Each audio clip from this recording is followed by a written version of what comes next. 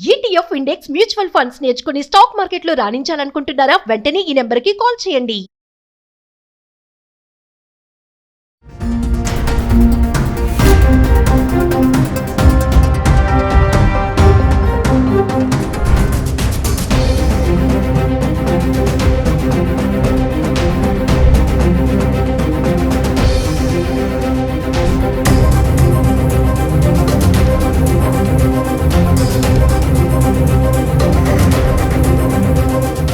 Hello నమస్తే, welcome to Suman TV. ప్రస్తుతం మనతో పాటు ex army and current police department లో వర్క్ చేస్తున్న మధు గారు మనతో ఉన్నారు. వీరితో ఫ్లైట్ క్రాష్ ఏదైతే ఉందో దాని గురించి డీటెయిల్స్ అన్ని కూడా తెలుసుకున్నాం.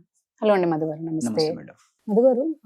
మనకి ఇది చాలా విషాదకరమైన ఇన్సిడెంట్. బ్యాక్ టు బ్యాక్ మనం ఏదో ఫేస్ చేస్తూనే ఉన్నాం. వన్స్ మన పుల్వామా అటాక్ జరిగింది, తర్వాత మళ్ళీ స్టాంప్డ్ కేసెస్ అని చెప్పి లైక్ మనం ఏది ప్రిడిక్ట్ చేయలేకపోతున్నాం. ఎప్పుడు ఏం జరుగుతుంది అనేది అసలు తెలియట్లేదు. ఫ్లైట్ క్రాష్ మనకి టేక్ ఆఫ్ అయినా కొంచెం సేపట్లోనే క్రాష్ అవ్వడం అనేది చాలా బిగ్ థింగ్. అసలు ఒక ప్రాణమే మనకు చాలా వాల్యుబుల్. అందులో సమ్ హండ్రెడ్స్ ఆఫ్ మనకి లైఫ్స్ అనేవి పోయాయి. 242. సో దీని గురించి మీరు మాకు కొంచెం డీటెయిల్ గా ఎక్స్ప్లెయిన్ చేయాలి. First of all it is very sad. Okay, యావత్ దేశం కూడా వాళ్ళ ఆత్మకు శాంతి చేకూరాలని ప్రార్థించవలసినటువంటి రోజు. ఎట్ ద సేమ్ టైం ఇది మనం మానవ తప్పిదంగా, లేదంటే ఒక టెక్నికల్ ఇష్యూగా, యాక్ట్ ఆఫ్ గాడ్గా, ఇలా రకరకాలుగా మనం చెప్పుకోవచ్చు. ఎవరిదైనా శైలిలో వాళ్ళ పరిభాషలో వాళ్ళు చెప్పుకుంటూ వెళ్తుంటారు. బట్ ఆ ప్రాణాలు ఎనికైతే మనం తేలేము.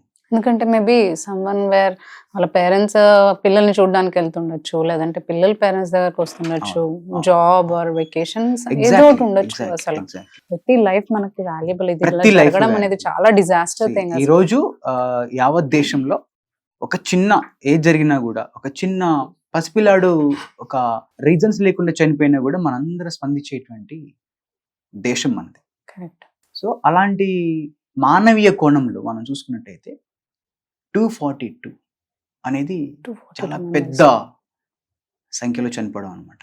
ఓకే, సో నేనేమంటానంటే కీర్తి గారు, in the technical aspect the DGCA and it's investigation team will reveal what happened అనేది.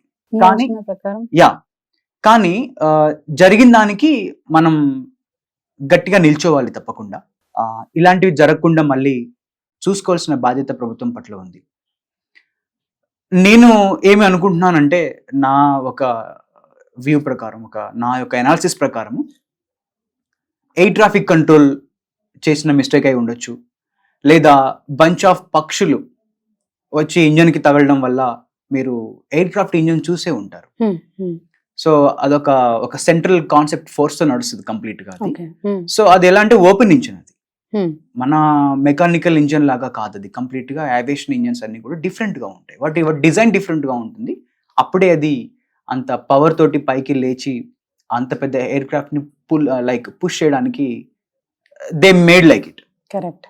సో ఈ పక్షుల వల్ల కూడా జరిగి ఉండొచ్చు, ATC మిస్టేక్ వల్ల జరిగి ఉండొచ్చు. అదే కాకుండా flight after land and before taking off కొన్ని చెకింగ్స్ ఉంటాయి. కరెక్ట్. లేయర్ల వైజ్ గా చెకింగ్ ఉంటాయి. ఏవియేషన్ టీమ్ చెక్ చేస్తుంది, pilot and co pilot check చేస్తారు. ఓకే, అందులో ఫ్యూల్ గేజ్ కాంచి మొదలు పెట్టుకొని ఇంజన్ ఫంక్షనింగ్ ఎలా ఉంది, ఇంజన్ స్ట్రెంగ్త్ ఎలా ఉంది, before taking of any flight definitely runway మీద చెక్ చేయడం జరుగుతుంది. ఇదంతా ఒక ప్రోటోకాల్ ఆబ్వియస్ గా, and they follow it obviously.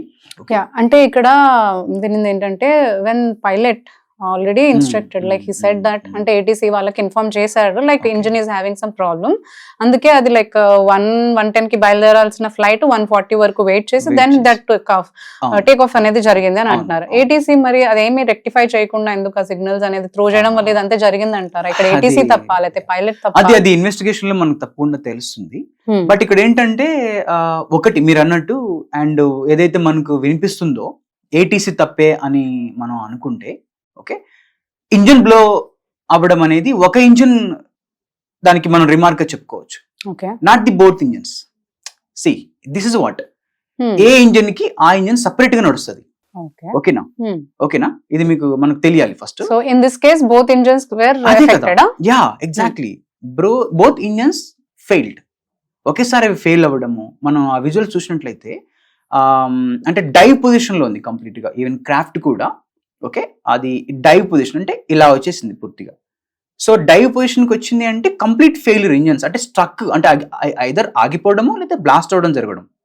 ఓకేనా, అంటే మనము కొంచెం దూరం ఒక ఒక ఒక యాంగిల్ దాన్ని తీసుకెళ్లే అవకాశం కూడా లేకుండా పోయింది. మీకు అర్థమై ఉంటుంది చెప్పిన, అదే కొంచెం టెక్నికల్ గా మనం మాట్లాడుకుంటాం. సో ఇది ఎలా ఉంటుందంటే మెయింటైన్ చేయలేక అది క్రాష్ అయిందని అంటున్నాం. ఆల్టిట్యూడ్ మెయింటైన్ చేయలేకపోవడానికి రకరకాల కారణాలు ఉండొచ్చు అని కూడా మనం విన్నాము. హెవీ వెయిట్ అవ్వడం వల్ల కానీ, ఎక్కువ పేలోడ్ కంటే ఎక్కువ లోడ్ ఉండడం వల్ల అలా జరగదు. ఎందుకంటే పేలోడ్ కంటే ఎక్కువ లోడ్ ఉంటే ఆ సెన్సార్ చూపిస్తాయి ఆల్రెడీ.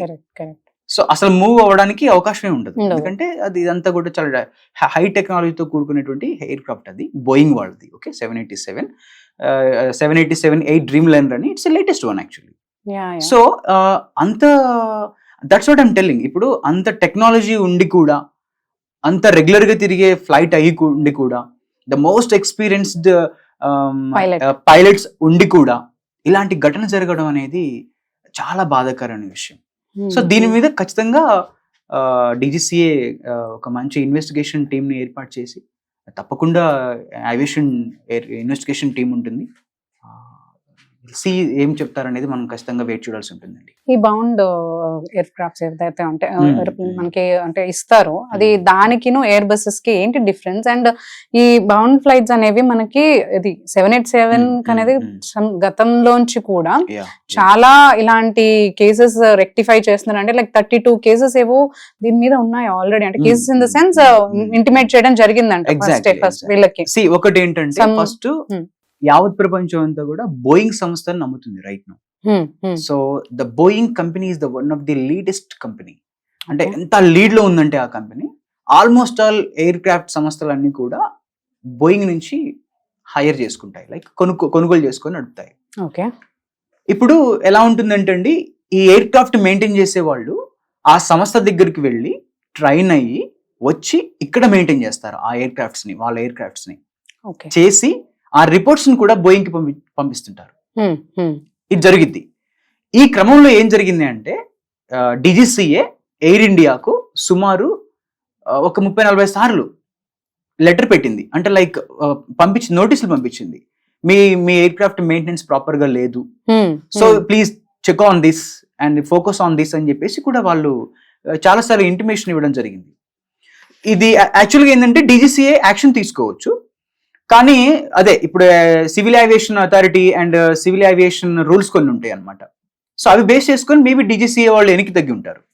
బట్ ఏదైనా ఒక హ్యూమన్ ఎర్రర్ అయితే దీన్ని మనం చెప్పుకోవచ్చు, పరిగణించవచ్చు హ్యూమన్ ఎర్రర్ గా. అంటే మీరు ఇన్నిసార్లు మీ ఎయిర్ క్రాఫ్ట్స్ ఒకసారి మళ్ళీ చెక్ చేసుకోండి, ప్రాపర్ గా లేవు అంటే ఎంత అలర్ట్ గా ఉండాలి ఆ కంపెనీ. మరి కంపెనీ వాళ్ళు ఎన్నిసార్లు ఇంటిమేషన్ ఇచ్చినప్పుడు ఏదో వాళ్ళ సెల్ఫిష్నెస్ లో ఆలోచించి, అంటే ఇన్ని డబ్బులు మావి వేస్ట్ అవుతాయనో లేదంటే లాస్ అవుతాము అని చెప్పేసి ఎన్నిసార్లు ఇంటిమేషన్ ఇచ్చినా కానీ వై డెంట్ దే స్టాప్? ఇప్పుడు మనకి ఇక్కడ ప్రాణ నష్టం జరిగింది కదా. తప్పకుండా అదే అండి కీర్తి గారు, ఇప్పుడు నేను చెప్పేది ఏంటంటే, ఈ ప్రాణ నష్టానికి కారణం ఏంటో తెలిస్తే కానీ వాళ్ళని ఫిక్సప్ చేయడానికి ఉండదు. ATC బాధ్యతన, ఎయిర్ ఇండియా బాధ్యతన, DGCA బాధ్యతన, వీళ్ళందరినీ ఫిక్సప్ చేయడానికి ఈ ఇన్వెస్టిగేషన్ ఒకటే మార్గం. కానీ ఇలాంటి ఘటనలు జరగకుండా prevention is better than cure అంటారు కదా, అలా ఏమన్నా చేస్తుంటే నిజంగా ఈ రోజు ఇన్ని ప్రాణాలు నిలబడేయండి. What I mean to say is like Air India వాళ్ళు they have to take care, right? ఇంత మందిని వాళ్ళు బోన్ చేస్తున్నారు, మహా అంటే వాళ్ళకి ప్లేన్ డిలే చేయడము, they could have checked first, అవి ఏమన్నా చేసి ఒకసారి ఇంటిమేషన్ వచ్చినాక కూడా, ఎందుకంటే అది ఎక్కడో వెళ్ళి క్రాష్ అవ్వలేదు మనకి, జస్ట్ స్టార్ట్ అయిన మనకు ఒక 5-10 minutes లోనే అది లైక్ 800 meters కూడా అది వెళ్ళలేదు అంటున్నారు కదా. 1339 1:39 స్టార్ట్ అయినటువంటి ఎయిర్ క్రాఫ్ట్ అంటే మూమెంట్ లెక్కలోకి వస్తుంది. అది ఒక 1 km 1.5 km ర్యాంప్ మీద రకరకాల పవర్స్ తోటి స్పీడ్ పెంచుకుంటూ వెళ్ళి టేక్ ఆఫ్ అవుతుంది.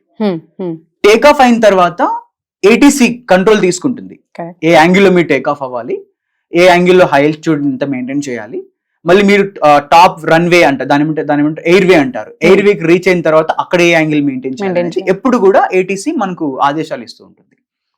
సో ఇక్కడ మనం దీన్ని ఎలా చెప్పొచ్చు అంటే, ఏదైతే అహ్మదాబాద్ కి జస్ట్ ఒక 1 km అంటే అసలు రన్వేనే మొత్తం 5 km 4 km ఉంటుంది. అదే సో రన్వే క్రాస్ అయిన 1 km లోనే జస్ట్ 625 మీటర్ ఎత్తులో 625 ఫీట్ ఎత్తులో అంటే 195 మీటర్స్ హైట్ అది. అంటే మనం 195 మీటర్స్ అంటే 200 మీటర్స్ అనుకోండి. ఒక 200 మీటర్ ట్రాక్ కానీ మనం స్ట్రైట్ గా నిలబెడితే ఎంత హైట్ ఉందో అంత హైట్ నుంచే పడ్డది. అంటే అసలు ఇట్ ఈస్ నాట్ లైక్ అంటే పైకి వెళ్ళలేదు, క్రాఫ్ట్ పైకి వెళ్ళలేదు. సమస్య ఏంటంటే ఇట్ కుడ్ పికప్, అది ఫోర్స్ తోటి పైకి వెళ్ళలేకపోయింది. వెళ్ళలేకనే ఆ జన ఆవాసాల మీద అక్కడ మెడికల్ కాలేజ్ వెళ్ళింది కూడా ఆల్రెడీ మెడికల్ ఫినిష్ చేసుకుని ప్రాక్టీస్ లో ఉన్న డాక్టర్స్ రెడీగా ఉన్న డాక్టర్స్ మీద పడింది. వాళ్ళు కూడా ఎంత మందికి ప్రాణాలు ఇచ్చే డాక్టర్స్ రెడీ అయి ఉన్నారు, వాళ్ళ ఫ్యామిలీస్ తో క్వార్టర్స్ లో ఉన్నారు. సో ఇవన్నీ కూడా అక్కడ వెళ్ళి పడ్డం అండ్ ఇది అక్కడ కూడా నష్టమే వాళ్ళకి. ఇక్కడ ఒక విషయం మనం గమనించాలి కీర్తి గారు. ఏం చేస్తుందంటే గవర్నమెంట్ ఒక ఎయిర్పోర్ట్ కడుతుంది, కట్టి అక్కడ ఉన్నటువంటి స్థానిక అధికారులంతా లాలూచితోటి చుట్టుపక్కల ఆవాస ప్రాంతాలకు పర్మిషన్ ఇస్తారు. మీరు బేగంపేట ఎయిర్పోర్ట్ చూసుకుంటే 30 years బ్యాక్ లేకపోతే ఒక 50 years బ్యాక్ ఉన్న బేగంపేట ఎయిర్పోర్ట్ ఇవాళ అలా లేదు. ఎలా ఉంది అంటే ఎయిర్పోర్ట్ గోడని ఆనుకొని అక్కడి నుంచి అటు 10 కిలోమీటర్లు ఎటు 10 కిలోమీటర్లు చూసినా కూడా మొత్తం జనాలే ఉంటారు. సీ ద థింగ్, అసలు రీజనే అది. ఏ ఎయిర్పోర్ట్ అయినా సరే నగరానికి 50 కిలోమీటర్లు 60 కిలోమీటర్ల దూరంలో ఉండాలి.